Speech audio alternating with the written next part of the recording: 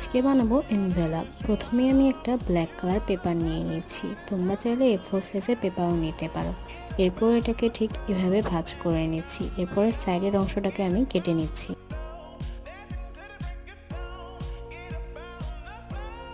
কাগজটাকে কয়েকবার উল্টে পাল্টে একইভাবে ভাঁজ করে নিচ্ছি।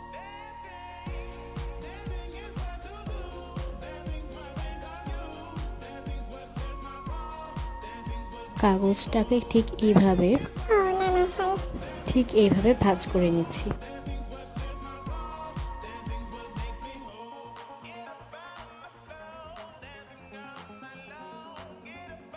এবার আঠা ইউজ করে এটাকে লাগিয়ে নিচ্ছি। এই এনভেলাপ বানানোর ভিডিওটা আমি ইউটিউবে দেখছিলাম, আর এত ইজি ওয়েতে যে এনভেলাপ বানানো যায় এটা আমি জানতামই না। সো এই ইজি ওয়েতে এনভেলাপ মেকিং এর ভিডিওটা তোমাদের কাছে কেমন লাগলো অবশ্যই জানাবে।